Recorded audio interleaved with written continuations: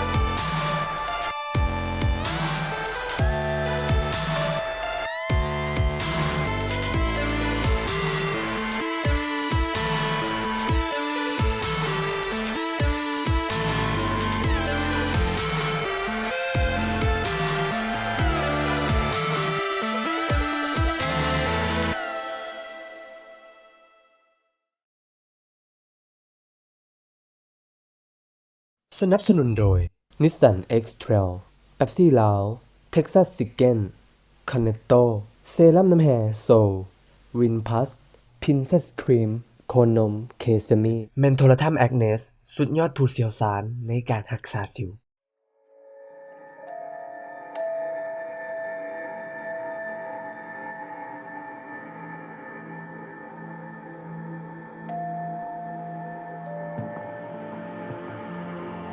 แล้วมันไปเสียได้จังไหนวะเจ้าเสียงเสียยังไม่พออนาคตก็ยังมาเสียอีกนะมึงพลอยเอ้ยพลอยมึงเห็นบ่ตอนอาจารย์ฝนยังมาแล้วบอกว่าเจี้ยมเสียนะมันสิให้เลยนะมึงกูแฟนมึงบอกเรื่องเล็กน้อยนะมึงก็บอกกูบ่ได้เนาะทั้งเป็นคนอื่นกูก็บ่ถามมึงดอกที่มึงบอกไอ้นี่นะมันกูเจ็บอยู่เลยสิ่งที่ใดนึงกูเจ็บไหลเก่าๆนะเรื่องปิ้งแหละมาใส่หนึ่ง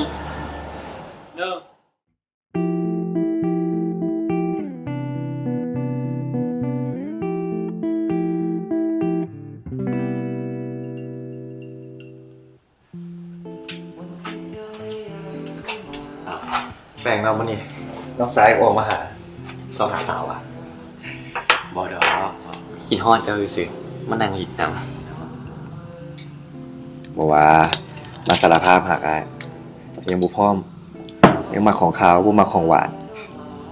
เอาอย่างไปเรื่อยเปื่อยนี่ไร้สาระขนาดนั้น ไอ้ว่าหยอกจะซื้อเอามาเข้าหมดจริงจังตัวมาหานี่ตัวจะมีปัญหาอะไรมั้งก็บ่แม่นปัญหาหยังดอกคือว่าเฮาแอบมักผู้หญิงคนหนึงแอบมักมาโดนแล้วนะแต่เขาบ่กล้าที่จะบอกบ่กล้าที่จะเฮ็ดหยังบ่กล้าที่จะแสดงความรู้สึกออกไป กว่าเขาจะเสียความเป็นหมู่กับเราแต่อีกอย่างเขาก็รู้ว่าเราก็มีแฟนแล้ว เราคบกันมาหลายปี มันก็ถึกแล้วที่ตัวยังบ่บอก อีกอย่างเขาก็มีแฟนอยู่ ถ้าเมื่อใดเขาว่างตัวก็ควรเข้าไปบอกเลยมันบ่ผิด แต่เขาก็รู้อยู่แต่ละว่าแฟนเรานะเป็นคนบ่ดี คนเจ้าชู้มักเฮ็ดให้เราเสียใจตลอด เขาก็ไม่อยากเห็นคนที่เรารักต้องมานั่งเสียใจเพราะว่า ตัวเห็นแบบนี้แหละ ดีแล้วพระเอกดี แต่ตัวบอกอ้ายได้บ่ผู้หญิงคนนั้นเป็นไผที่ให้ตัวบ่ยอมคบไผท่าแต่เรา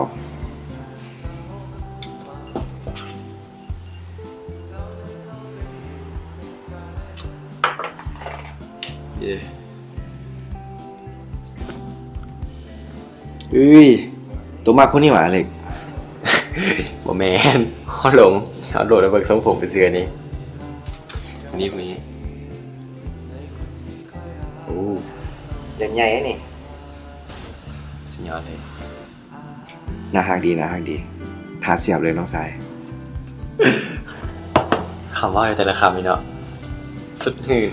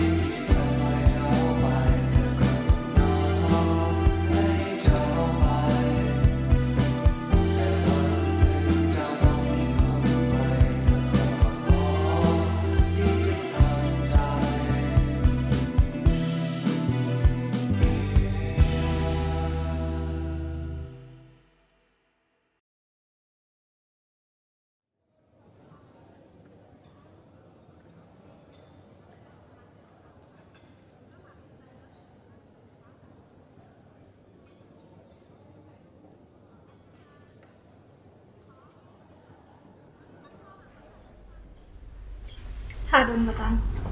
ถ่ากระไม้กัน เอาคือประจันอาหาร ถ่าพออยู่ โอเคเดี๋ยวพลอยสั่งให้ได้กินคือเก่าอ่ะ คือเก่าแหละ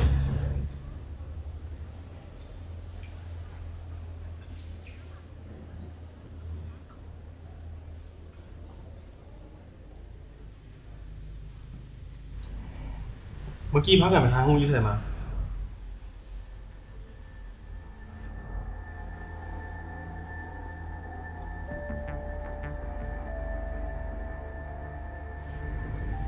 คือมาทางเนี่ย แฟนเจ้าไปเห็นอย่างอยู่ใส่นะเจ้ายังบ่ฮู้ละ